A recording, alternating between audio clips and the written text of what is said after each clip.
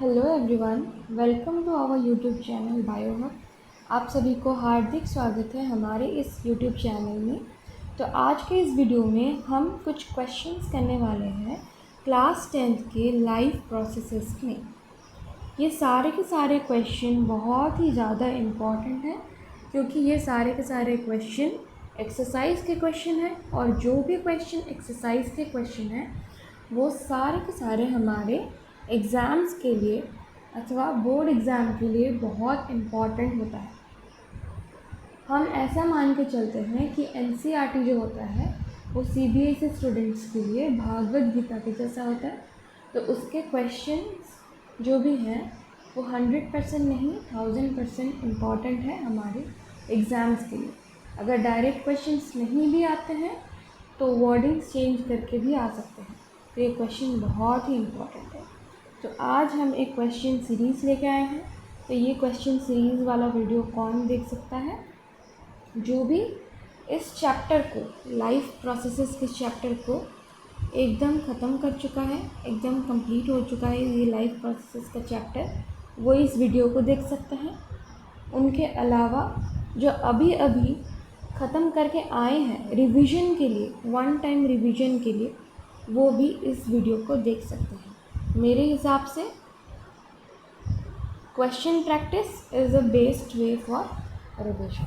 तो चलिए स्टार्ट करते हैं हमारे फर्स्ट क्वेश्चंस के साथ। The kidneys in human beings are a part of the system for. हमारे जो किडनी है, हम जो लाइफ प्रोसेसेस के चैप्टर में हम कुछ सिस्टम्स के बारे में पढ़ते हैं, जैसे कि हमारा डाइजेस्टिव सिस्टम हो गया, हमारा रेस्पिरेटरी सिस्टम हो गया, हमारा एक्सक्रीटरी सिस्टम हो गया और सर्कुलेटरी सिस्टम। डाइजेस्टिव सिस्टम में हमने oesophagus, stomach, small intestine, large intestine और उनसे रिलेटेड ग्लैंड्स और एंजाइम्स के बारे में डिटेल में आपने डाइजेस्टिव सिस्टम में पढ़ा। फिर रेस्पिरेटरी सिस्टम में हम आ जाते हैं हमारे लंग्स पे, एल्वेलाई, ब्रोंकाई, ब्रोंकस, ब्रोंक्यूल्स और डायाफ्रागम। उसमें हम आ जाते हैं रेस्पिरेटरी सिस्टम और कैसे रेस्पिरेशन दोनों तरह से होते हैं, एरोबिक और एनारोबिक। फिर हम आते हैं एक्सक्रीटरी सिस्टम। एक्सक्रीटरी सिस्टम में हम जो भी हमारे बॉडी में नाइट्रोजनस वेस्ट प्रोड्यूस होते हैं, नाइट्रोजनस वेस्ट को कैसे निकालते हैं हमारे बॉडी से, हम एक्सक्रीटरी सिस्टम में पढ़ते हैं। तो हमारा जो किडनी है वो किस सिस्टम का पार्ट है?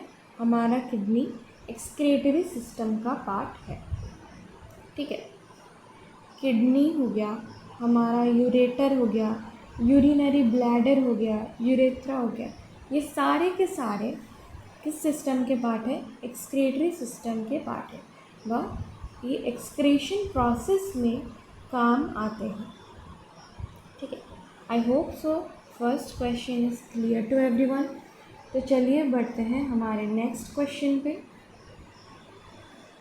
The next question is the xylem in plants are responsible for. Excretory system के बाद ही मैंने आपको बताया था सर्क्यूलेटरी सिस्टम।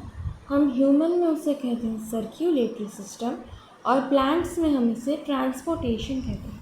अब देखिए, प्लांट्स जो है, हमारा जो पौधा है, उसे फूड भी चाहिए और वाटर भी चाहिए। अब फूड और वाटर ऐसा तो नहीं है ना, जैसे हमारे इसमें वेन्स था, उसमें तो ऐसा वेन्स नहीं है जो ट्रांसपोर्ट करेगा।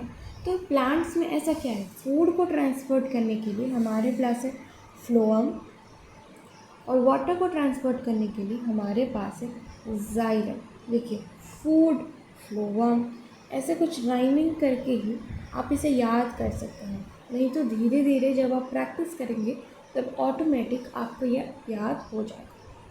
तो वाटर को ट्रांसपोर्ट करने के लिए हमारे पास है जाइलम।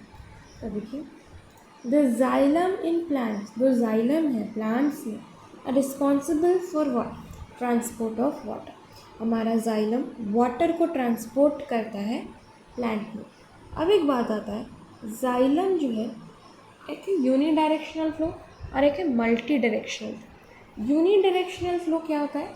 जाइलम हमारा यूनी डायरेक्शनल फ्लो शो करता है, मतलब पानी सीधे रूट से होते हुए सारे पार्ट्स ऑफ प्लांट में जाता है।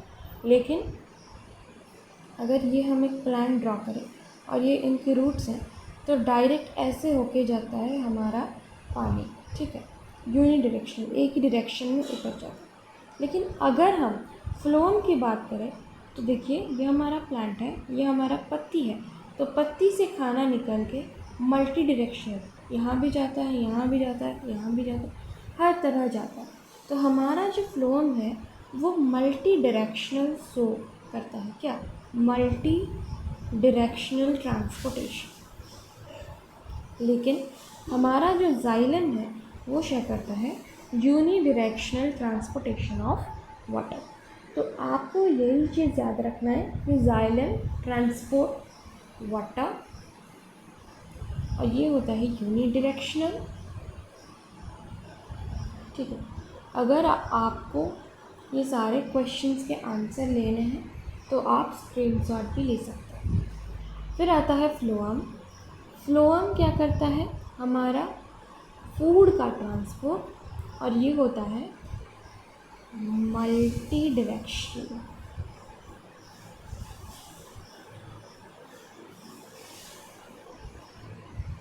I hope so second number question भी आपको क्लियर हो गया होगा कि जाइलम जो है प्लांट्स में वो रिस्पॉन्सिबल है वाटर के ट्रांसपोर्ट के लिए। तो अगर आपका सेकंड नंबर क्वेश्चन कंप्लीट हो गया है, अगर आपको अच्छे से समझ में आ गया है, तो चलिए हम बढ़ते हैं क्वेश्चन नंबर थर्ड पे। जिसको भी क्वेश्चन नंबर 1 और 2 समझ में नहीं आया है वो पीछे जाके 10 सेकेंड 20 सेकेंड पीछे जाके दोबारा से वीडियो को स्टार्ट से देख लीजिए। आपको अच्छी तरह से समझ में आ गया होगा। मैं धीरे धीरे बोल रही हूँ ताकि जो बच्चा 0 लेवल पे भी है और जो बच्चा अच्छे से उसका प्रिपरेशन हो गया है उसके लिए, दोनों के लिए बेनिफिशियल होगा। क्योंकि ऑनलाइन में हमें पता नहीं चलता है कि किस बच्चे को कितने तक समझ में आया है, तो इसीलिए हम उसी पेज से पढ़ाते हैं जिससे आप सबको समझ में आए, हर एक बच्चे को समझ में आए, ठीक है। तो चलिए नेक्स्ट क्वेश्चन की और बढ़ते हैं। क्वेश्चन है the autotrophic mode of nutrition requires. अब ऑटोट्रॉपिक मोड ऑफ न्यूट्रिशन क्या है? न्यूट्रिशन में जब हम पढ़ रहे थे हम 2 तरह के मोड ऑफ न्यूट्रिशन को समझे थे, एक था ऑटोट्रॉपिक और एक था heterotrophic. Autotrophic mode of nutrition क्या होता है? ऐसा मोड ऑफ न्यूट्रिशन जिसमें पौधा या ऑर्गेनिज्म खुद अपना खाना बनाता है। लेकिन हेटेरोट्रॉपिक मोड ऑफ न्यूट्रिशन में क्या होता है? जो भी खाना ऑटोट्रॉपिक मोड ऑफ न्यूट्रिशन में ऑटोट्रॉप्स ने बनाए थे उसी खाने को हम हेटेरोट्रॉप्स यूज़ करते हैं। तो हम क्या शो करते हैं? हेटेरोट्रॉपिक मोड ऑफ न्यूट्रिशन, ठीक है। हम खुद ब खुद खाना नहीं बनाते हैं, हम और किसी के ऊपर डिपेंड करते हैं हमारे फूड के लिए। तो उस ऑटोट्रॉपिक मोड ऑफ न्यूट्रिशन कौन शो करते हैं? हमारे ब्लू ग्रीन एल्गे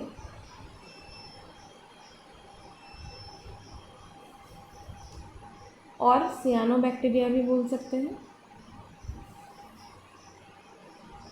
और हमारे प्लांट्स। जिन जिन के पास क्लोरोफिल जैसे पिगमेंट है वो फोटोसिंथेसिस फॉर्मेशन कर सकते हैं या फोटोसिंथेसिस परफॉर्म कर सकते हैं, ठीक है। तो फोटोसिंथेसिस को परफॉर्म करने के लिए अथवा ऑटोट्रॉपिक न्यूट्रिशन को परफॉर्म करने के लिए हमें किन किन चीज़ों की रिक्वायरमेंट है? First carbon dioxide, second water, third sunlight, fourth chlorophyll. Chlorophyll एक ग्रीन कलर का सब्सटेंस है, पिगमेंट है, जो कि लीव्स में ज़्यादातर मौजूद होता है, प्रेजेंट होता है, जिसका काम होता है सनलाइट को ट्रैप करना। Sunlight helps in the activation of photo system.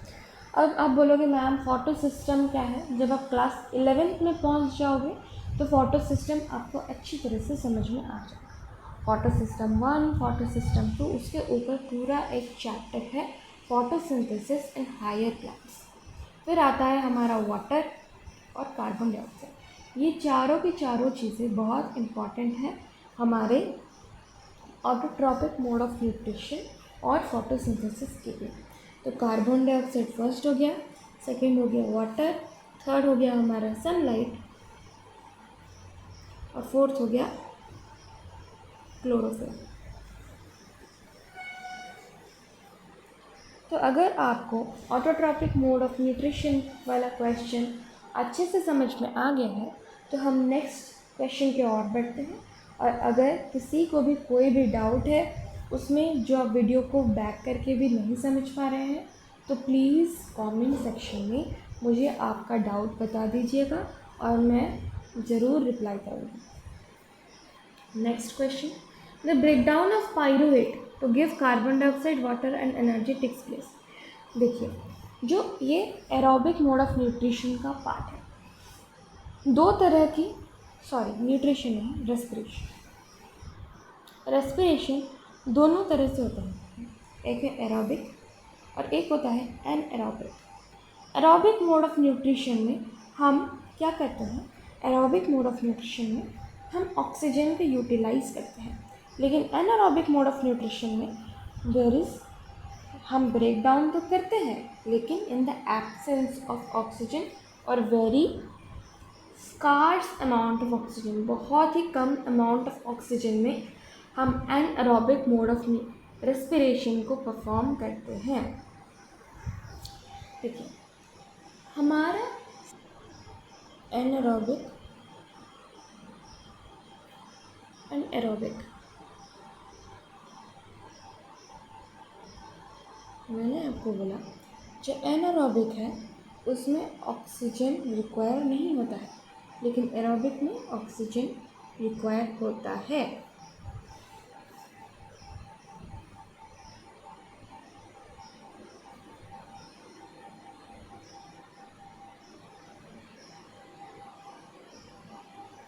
देखिए, लेट्स सी ये हमारा सेल है, ठीक है, ये हमारा सेल है। सेल में ये हमारा माइटोकॉन्ड्रिया है। तो ये चीज़ क्या होगा, हमारा साइटोप्लाज्म हो गया। सेल में एनारोबिक रेस्पिरेशन होता है किसमें, साइटोप्लाज्म में, लेकिन जो एरोबिक रेस्पिरेशन होता है वो साइटोप्लाज्म प्लस माइटोकॉन्ड्रिया में। आपको तो ये पता ही होगा कि माइटोकॉन्ड्रिया को हम एमटी लिखते हैं शॉर्ट में, ठीक है। अगर नहीं भी पता हो तो इस वीडियो में आपको पता चल गया है कि माइटोकॉन्ड्रिया को हम शॉर्ट में एमटी से डिनोट करते हैं।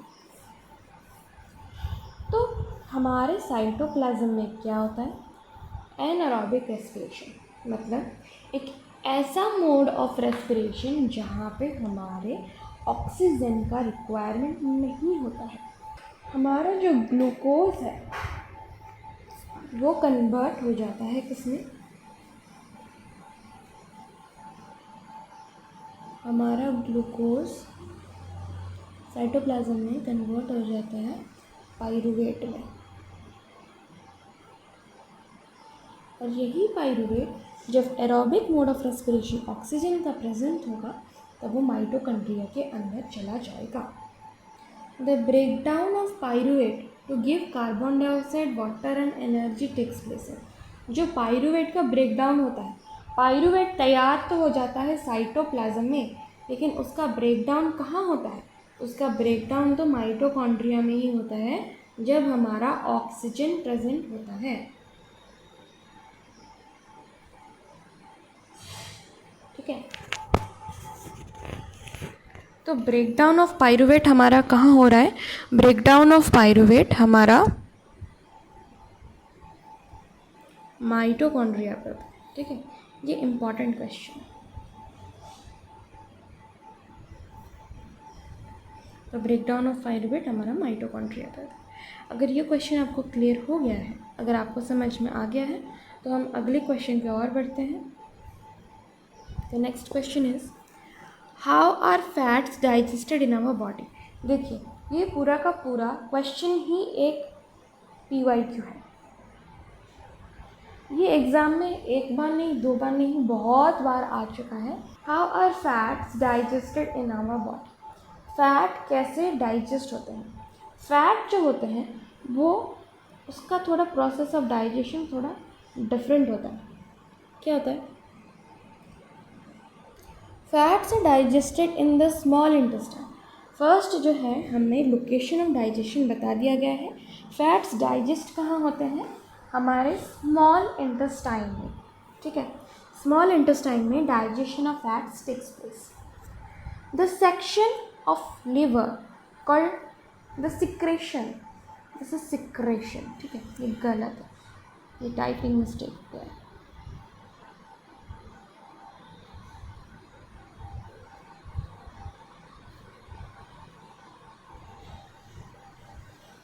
The secretion of liver called bile. Liver जो है वो एक एंजाइम में एक जूस सिक्रेट करता है जिसका नाम है बाइल जूस, और यही बाइल जूस हमें हेल्प करता है for the digestion of fats. देखिए, तो जो लिवर सिक्रेट किया bile break down the large globules of fat into smaller globules. जो बड़े बड़े गुब्बारे जैसे थे, ग्लोब्यूल्स थे फैट्स के, वो बाइल के एक्शन पे, जब बाइल उसके ऊपर एक्ट किया तो वो छोटे छोटे गुब्बारे में या छोटे छोटे ग्लोब्यूल्स में कन्वर्ट हो गए। किसके हेल्प से? हमारे बाइल के हेल्प से। This is called emulsification of fat. ये क्वेश्चन जो है, चलिए बहुत ही आसान टॉपिक है, लेकिन मुझे पता नहीं ये क्वेश्चन बच्चों से क्यों सॉल्व नहीं होता है। तो देखिए, जो फैट है वो ग्लोब्यूल्स के फॉर्म में प्रेजेंट होता है। तो फैट हमेशा लार्ज ग्लोब्यूल्स के फॉर्म में प्रेजेंट होता है। फैट ग्लोब्यूल एक लार्ज ग्लोब्यूल है। हमारा लिवर था, लिवर के अंदर था क्या? Gall bladder. लिवर सिक्रेट करता है बाइल जूस, और यही बाइल जूस जो सिक्रेट करता है वो थोड़ा डाइल्यूटेड होता है जब लिवर सिक्रेट करता है। वो बाइल जूस जो लिवर सिक्रेट करता है और फिर जाता है किसमें? गॉल ब्लैडर में। गॉल ब्लैडर में ये बाइल जूस हो जाता है concentrated. Bile juice becomes concentrated in the gall bladder, और फिर जब हमारा फैट्स आता है डाइजेशन के लिए कहाँ? स्मॉल इंटेस्टाइन में। तब क्या होता है? यही बाइल जूस हमारा, जो बाइल जूस था हमारा, एक्ट करता है इस लार्ज ग्लोब्यूल में, और इस लार्ज ग्लोब्यूल को टुकड़े टुकड़े करके कन्वर्ट कर देता है किस में? स्मॉलर ग्लोब्यूल्स में। और इसी प्रोसेस को when the larger fat globules are converted into smaller fat globules by the action of bile juice, उसी प्रोसेस को ही हम कहते हैं emulsification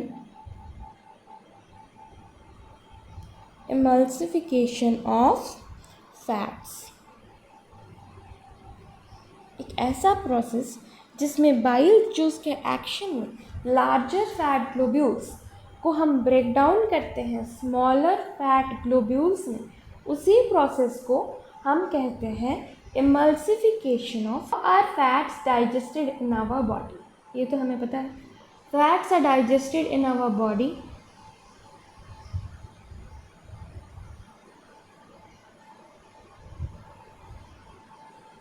fats are digested in the small intestine.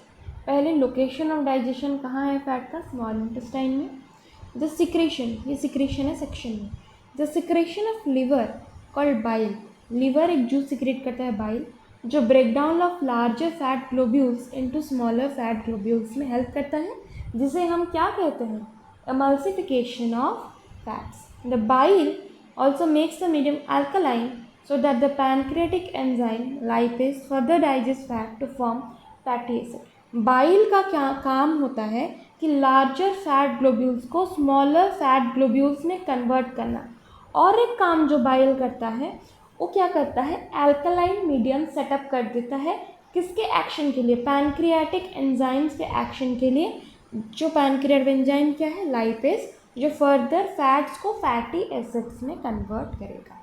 ठीक है, हमारा बाइल इमल्सिफिकेशन ऑफ फैट करके फैट को लार्जर ग्लोब्यूल से स्मॉलर ग्लोब्यूल्स कर देता है, और वही बाइल हमारे स्मॉल इंटेस्टाइन में अल्कलाइन मीडियम सेट करता है, जो कि पैनक्रियाटिक एंजाइम लाइपेज के लिए क्या होता है, फेवरेबल हो जाता है उस क्या फैट स्मॉलर ग्लोब्यूल्स फैट को फैटी एसिड में कन्वर्ट करने के लिए। तो यही होता है हमारा फैट के डाइजेशन का प्रोसेस। तो स्टार्ट होता है बाइल से और एंड होता है हमारा लाइपेज एंजाइम से। I hope so this question is clear to everyone. तो अगर ये क्वेश्चन आपको क्लियर हो गया है तो आप नेक्स्ट क्वेश्चन को और बढ़ सकते हैं। तो चलिए नेक्स्ट क्वेश्चन क्या है देखते हैं। नेक्स्ट क्वेश्चन जो है वो बहुत ही इजी क्वेश्चन है, बहुत easy question. What is the role of saliva in the digestion of foods. तो सलाइवा का क्या रोल होता है डाइजेशन ऑफ फूड में। पहले तो मुझे आप ये बताएंगे कि सलाइवा प्रोड्यूस कहाँ होता है। सलाइवा प्रोड्यूस होता है हमारा कहाँ, माउथ पे, बक्कल कैविटी पे। ठीक है, सलाइवा जो है वो एक एंजाइम कंटेन करता है, सलाइवरी अमाइलेज, जो कि हमारे माउथ में ही रिलीज होता है, और वही सलाइवरी अमाइलेज हेल्प करता है स्टार्च जो एक कॉम्प्लेक्स शुगर है ब्रेक डाउन करने में उसे कहाँ, शुगर जो सिंपलर फॉर्म है। सलाइवा कंटेन्स सलाइवरी अमाइलेज, ये इम्पॉर्टेंट है। Saliva contains salivary amylase and is release in our mouth. जो सलाइवरी अमाइलेज है वो हमारे माउथ में ही सिक्रेट होता है, जो कि break down of starch into sugar में हेल्प करता है, means complex carbohydrate into simpler ones. ठीक है, मैं एक बार इस क्वेश्चन को दोबारा बता देती हूँ। देखिए, what is the role of saliva in the digestion of fat.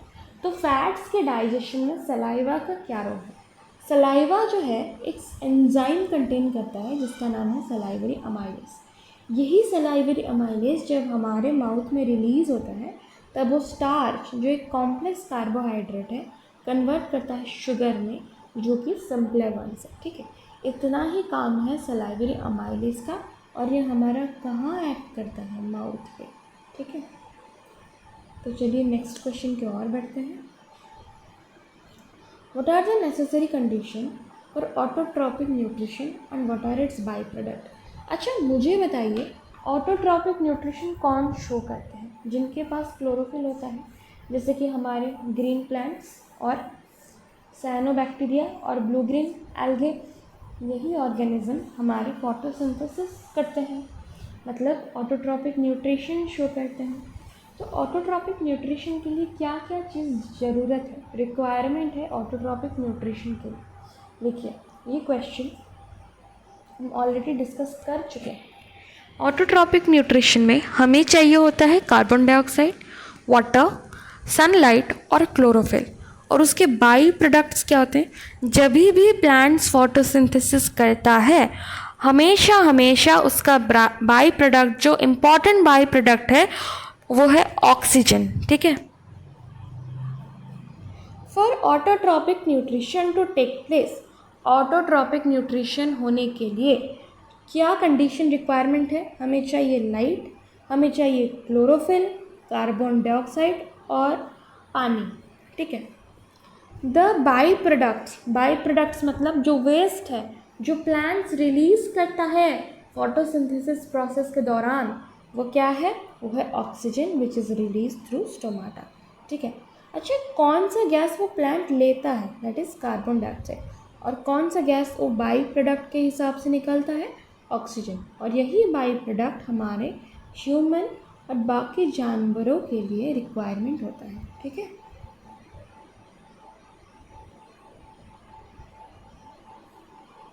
चलिए मैं दोबारा से रिपीट करती हूँ। तो autotrophic nutrition to take place, autotrophic nutrition को होने के लिए हमें चाहिए लाइट, क्लोरोफिल, कार्बन डाइऑक्साइड और वाटर। ये चारों चीज़ हमें चाहिए ऑटोट्रॉपिक मोड ऑफ न्यूट्रिशन के लिए। और बाई प्रोडक्ट क्या निकल के आता है? ऑक्सीजन। इतना ही क्वेश्चन था। कहाँ से निकल के आता है ऑक्सीजन? स्टोमाटा से। ठीक है, I hope so this question is clear to everyone. चलिए बढ़ते हैं हमारे नेक्स्ट क्वेश्चन की ओर।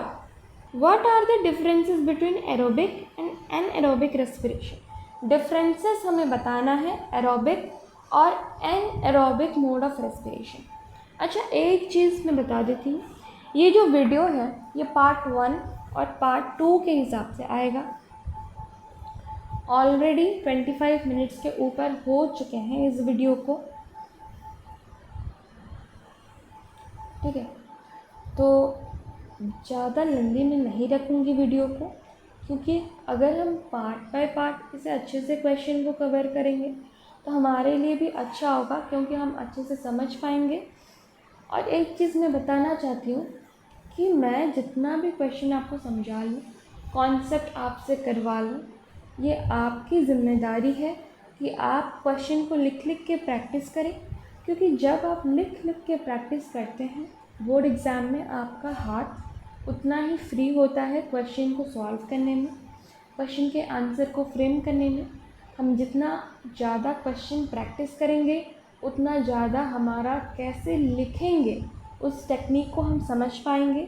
हमें हमेशा प्रॉब्लम, हम जैसे कि मैं आपको एक बात बताऊंगी, जब हम एक ऐसे लिखते हैं या एक आर्टिकल लिखते हैं, हमें मिडिल का जो पोर्शन होता है, जो बॉडी पार्ट होता है एक ऐसे का, वो तो हमें अच्छे से पता होता है, लेकिन जो स्टार्टिंग और कंक्लूजन वाला पार्ट वो हमें अच्छे से पता नहीं होता है। कैसे स्टार्ट करें, तो वो कैसे होगा? जब हम प्रैक्टिस करेंगे। वही सेम अप्लाई होता है जब हम क्वेश्चन सॉल्व करते हैं, जब हम क्वेश्चन को फ्रेम करते हैं।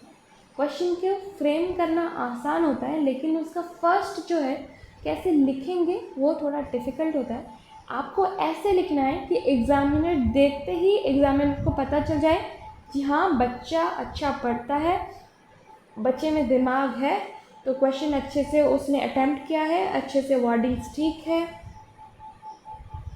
तो एग्ज़ामिनर आपको फुल से फुल मार्क देगा। लेकिन आपका अगर स्टार्टिंग ही गलत होगा तो एग्ज़ामिनर को क्या लगेगा कि आपको आता ही नहीं है ये क्वेश्चन, आप सिर्फ अंदाजे से क्वेश्चन को अटेम्प्ट किए हो। तो ये आपका ज़िम्मेदारी है कि आप जितना ज़्यादा प्रैक्टिस करेंगे उतना ज़्यादा आपका कॉन्सेप्ट क्लियर होगा, उतना ज़्यादा आपको क्वेश्चन फ्रेम करने आएगा। तो चलिए, और मैं आपका ज़्यादा टाइम वेस्ट नहीं करूँगी, ये हमारा लास्ट क्वेश्चन होगा आज के इस वीडियो में, और जो रेस्ट बाकी के क्वेश्चन हैं हम अगले वीडियो में कवर करेंगे। मैं चाहती हूँ कि वीडियो थोड़ा छोटा हो, ज़्यादा लंबी ना हो। आप एक शॉट में नहीं, उसको पार्ट बाय पार्ट कर लें ताकि आपके लिए भी अच्छा हो। Difference between aerobic and anaerobic respiration, मैंने आपको पहले से ही बता दिया है एरोबिक और एनारोबिक रेस्पिरेशन का बेसिक आइडिया। ठीक है, तो चलिए अब अच्छे से समझते हैं एरोबिक और एनारोबिक मोड ऑफ रेस्पिरेशन में डिफरेंसेस। तो पहले मुझे एक बात बताइए कि एरोबिक रेस्पिरेशन और एनारोबिक रेस्पिरेशन कहाँ होता है? सही है, एरोबिक रेस्पिरेशन हमारा साइटोप्लाज्म प्लस माइटोकॉन्ड्रिया में होता है। एनारोबिक रेस्पिरेशन हमारा सिर्फ और सिर्फ साइटोप्लाज्म में होता है। चलिए, aerobic respiration takes place in the presence of oxygen. Oxygen के प्रेजेंस में हमारा एरोबिक रेस्पिरेशन होता है। Anaerobic respiration takes place in the absence of oxygen. जब ऑक्सीजन एब्सेंट होता है तब हमारा एनारोबिक रेस्पिरेशन होता है। एरोबिक रेस्पिरेशन के एंड प्रोडक्ट क्या होते हैं? Carbon dioxide, water. हमारा एनारोबिक रेस्पिरेशन के एंड प्रोडक्ट होते हैं इथेनॉल और कार्बन डाइऑक्साइड। एरोबिक रेस्पिरेशन में एनर्जी बहुत ही ज़्यादा अमाउंट में रिलीज़ होता है। एरोबिक रेस्पिरेशन में अगर हम 38 ATP या 36 ATP निकालते हैं तो एनारोबिक रेस्पिरेशन में 2 ATP निकल के आता है। तो एनारोबिक में बहुत ही एनर्जी लेस रिलीज़ होता है। देखिए, एरोबिक रेस्पिरेशन साइटोप्लाज्म और माइटोकॉन्ड्रिया दोनों में टेक प्लेस होता है, लेकिन एनारोबिक सिर्फ और सिर्फ साइटोप्लाज्म में। एरोबिक रेस्पिरेशन में कंप्लीट ऑक्सीडेशन होता है ग्लूकोज का, लेकिन एनारोबिक में इनकम्प्लीट ऑक्सीडेशन होता है ग्लूकोज का। तो देखिए क्वेश्चन का जो फर्स्ट पार्ट था, what are the difference between aerobic and anaerobic respiration, ये तो हमारा क्लियर हो गया है। नेक्स्ट है name some organism that use anaerobic mode of respiration. अच्छा पहले मुझे बताइए हमारे बॉडी में एनारोबिक रेस्पिरेशन कहाँ होता है? ठीक है, आप इसे कमेंट सेक्शन में बता सकते हैं। हमारे बॉडी में, मैं बता दे रही हूँ आंसर, हमारे बॉडी में एनारोबिक रेस्पिरेशन मसल सेल्स में होता है।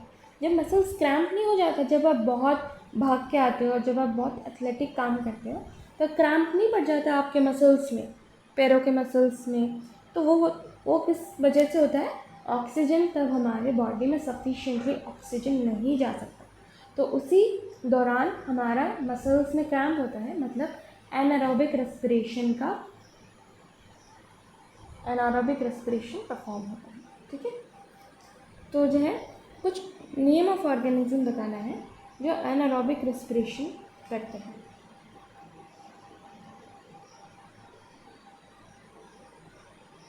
तो देखिए some organism that use anaerobic mode of respiration are yeast and bacteria. ये सबसे मोस्ट इम्पॉर्टेंट एग्जाम्पल है और इजी एग्जाम्पल। ईस्ट और bacteria anaerobic mode of respiration करते हैं।